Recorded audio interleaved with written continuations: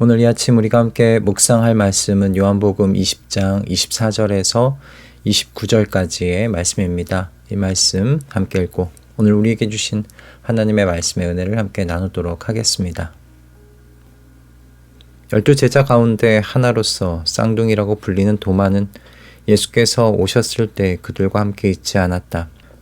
다른 제자들이 그에게 우리는 주님을 보았소 하고 말하였으나 도마는 그들에게 나는 내 눈으로 그의 손에 있는 못자국을 보고 내 손가락을 그 못자국에 넣어보고 또 내 손을 그의 옆구리에 넣어보지 않고서는 믿지 못하겠소 하고 말하였다.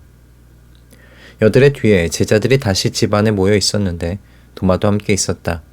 문이 잠겨 있었으나 예수께서 와서 그들 가운데로 들어오셔서 너희에게 평화가 있기를 하고 인사한 말을 하셨다. 그리고 나서 도마에게 말씀하셨다. 내 손가락을 이리 내밀어서 내 손을 만져보고 내 손을 내 옆구리에 넣어보아라. 그래서 의심을 떨쳐버리고 믿음을 가져라. 도마가 예수께 대답하기를 나의 주님, 나의 하나님 하니 예수께서 도마에게 말씀하셨다. 너는 나를 보았기 때문에 믿느냐? 나를 보지 않고도 믿는 사람은 복이 있다. 아멘. 교회 안에서 도마라는 이름은 의심의 대명사로 사용되는 것 같습니다. 되게 오늘 본문에 등장하는 이 도마의 태도 때문이 아닐까 싶은데요. 예수님께서 제자들에게 오셨을 때 도마가 마침 그 자리에 없었습니다. 그래서 그 자리에 없던 도마에게 부활하신 예수님을 만난 제자들이 우리가 주님을 보았다고 전했죠. 그런데 이때 도마가 바로 그 문제의 태도를 보인 겁니다. 나는 내 눈으로 그의 손에 있는 못자국을 보고 내 손가락을 그 못자국에 넣어보고 또 내 손을 그의 옆구리에 넣어보지 않고서는 믿지 못하겠소. 이렇게 답했던 도마에 대하여 저도 이 말씀을 접할 때마다 참 의심도 많네 그렇게 생각했던 기억이 있습니다. 그런데요, 이런 질문을 오늘 말씀을 보면서 던져보게 되더라고요. 그럼 과연 예수님은 도마의 의심을 책망하셨는가 하는 겁니다. 그런데 본문에 등장하시는 예수님께서 도마를 꾸짖지 않으셨어요. 오히려 의심하는 도마를 찾아가셨고 그의 조건에 맞춰주려고 하셨죠. 그리고 그렇게 도마를 믿음의 자리로 인도해 주셨습니다.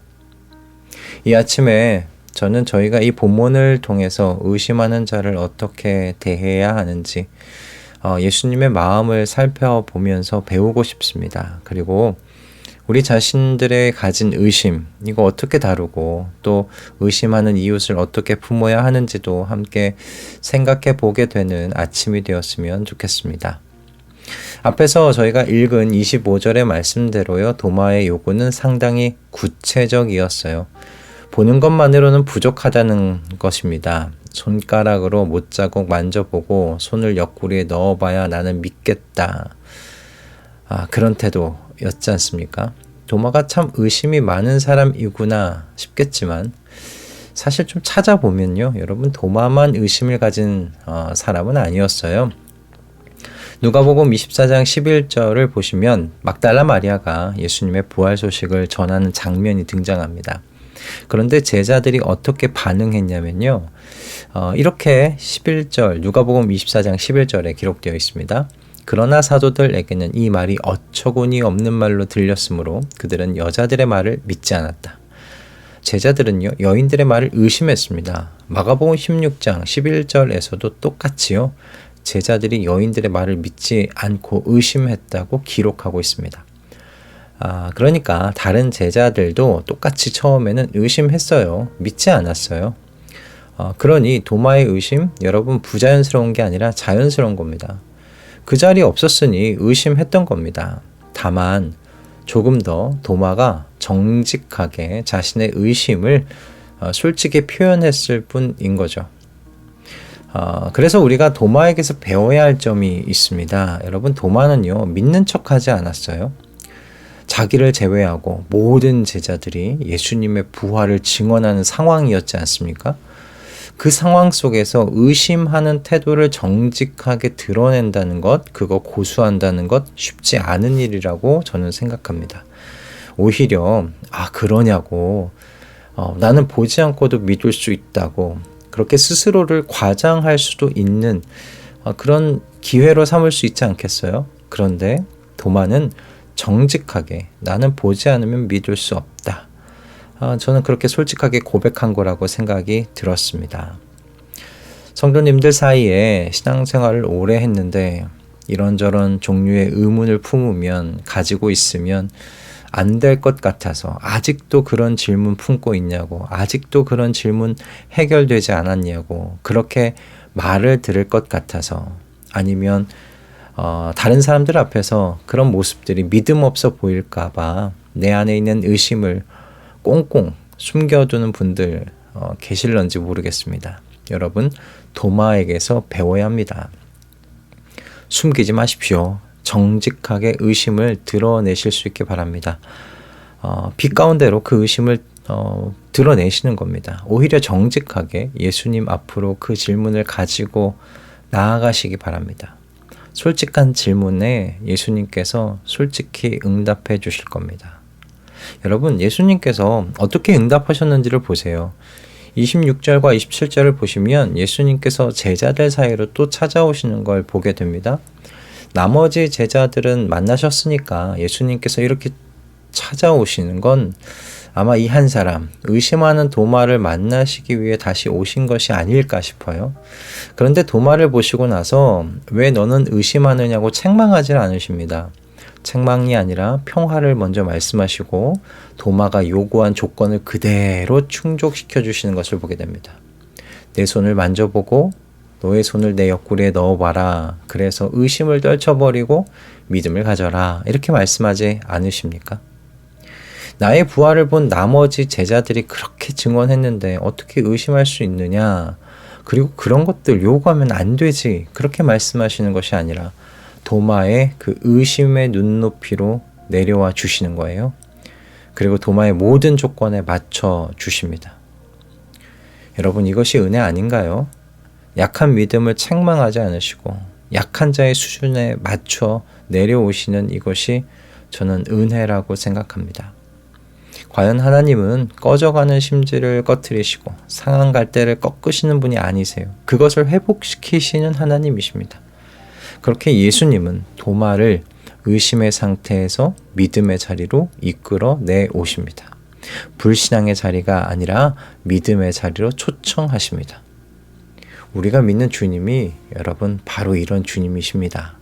의심한다고 버리지 않으시고 믿음이 약하다고 포기하지 않으십니다. 오히려 찾아오십니다. 우리가 가진 의심의 눈높이에 맞추어서 그 의심을 해결케 하시고 믿음의 자리로 인도하시는 하나님이십니다. 여러분, 그래서 도마의 태도가 어떻게 변했습니까? 그가 예수님을 향해 나의 주님, 나의 하나님 이렇게 고백합니다. 여러분, 이 고백은 그냥 단순한 고백이 아닙니다. 개인적인 관계가 가지는 고백입니다. 그 관계 속에서 나오는 고백입니다. 당신은 나의 주인이세요. 당신은 내가 섬기는 하나님이세요. 이런 인격적인 만남이 가지고 오는 고백인 거예요. 인격적인 헌신의 고백입니다. 여러분, 지금까지 그 자리에 있었던 어떤 제자들도 이런 고백을 하지 않았습니다. 그러니까 가장 깊이 의심했던 사람이요, 가장 높은 수준의 고백을 지금 하고 있는 장면인 겁니다. 도마의 모습을 보면 의심이 믿음의 장애물만은 아닌 것 같아요. 그렇죠?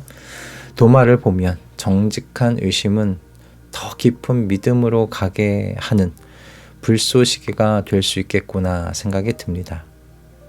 도마의 의심은 그를 무너뜨리지 않았고요. 오히려 가장 완전한 고백의 자리로 그를 이끌었습니다. 그러니 여러분의 의심을 부끄러워하지 마시기 바랍니다. 의심이 있으시다면 숨기지 마시고 주님께 가져가시기 바랍니다. 정직하게 주님 앞에서 그 질문을 붙잡고 씨름하실 수 있기를 바랍니다. 분명히 도마와 같이 나의 주님, 나의 하나님이라고 고백하게 되실 줄 믿습니다. 마지막으로 한 가지 더 나누고 싶은 것이 있는데, 여러분, 교회 공동체가 예수님의 모습을 보여주는 공동체가 되어야 한다는 겁니다. 의심하는 사람을 믿음이 없다고 정죄하거나 그런 눈빛으로 바라보는 분위기를 만들지 말아야 한다는 겁니다. 왜 의심해? 그냥 믿어. 여러분, 이런 분위기 조장하지 말아야 합니다.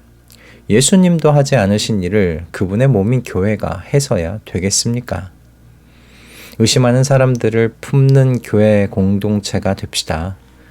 의심을 품은 사람들이 정직히 하나님 앞에서 자신들이 가진 질문에 씨름할 수 있는 그런 환경을 만들어주는 공동체가 되십시다.